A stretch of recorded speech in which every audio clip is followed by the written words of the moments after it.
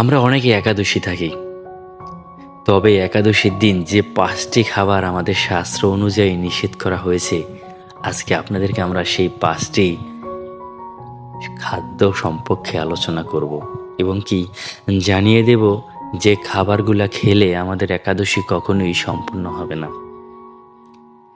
শাস্ত্রে বর্ণিত হয়েছে যে ধান জাতীয় সকল প্রকার খাদ্য হতে পারে চাল, মুড়ি, চিড়া, সুজি, পায়েস, খিচুড়ি, চালের পিঠা, খৈল ইত্যাদি, এগুলো কিন্তু আমাদের কখনোই একাদশী থেকে আহার করা যাবে না। এই খাদ্যগুলোকে বলা হয়েছে রবি শস্য, যা গ্রহণ করলে কখনোই একাদশী হবে না। 2 নম্বরে রয়েছে গম জাতীয় সকল প্রকার খাদ্য, যেমন আটা, ময়দা, সুজি, বেকারির রুটি বা সকল প্রকার বিস্কিট, হরলিক্স জাতীয় ইত্যাদি খাবার। 3 নম্বরে রয়েছে জব বা ভুট্টা জাতীয় খাবার, যেমন রয়েছে ছাতু, খই, রুটি ইত্যাদি।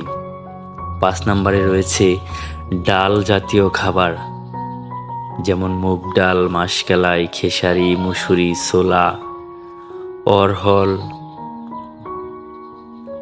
মটরশুঁটি, বরবটি ও সিম, যে খাবারগুলো আমাদের কখনই একাদশী থেকে আহার করা উচিত না। 5 নম্বরে রয়েছে সরিষার তেল, সয়াবিন তেল, তিলের তৈল ইত্যাদি।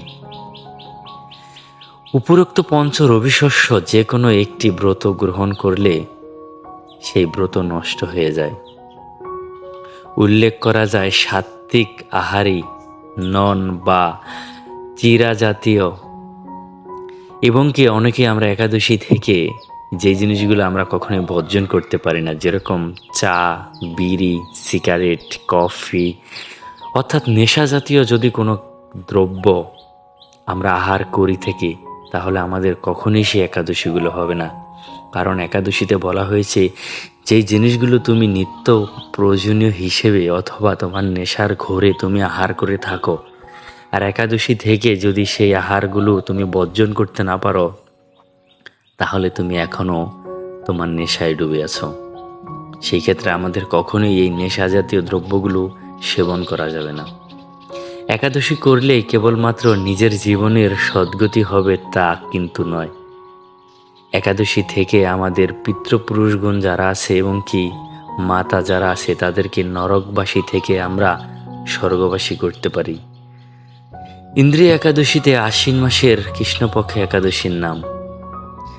যদি কেহ কোনো বিধি নিষেধ পালন ছাড়াই একাদশী করার উদ্দেশ্যহীনভাবে তা করতে পারে।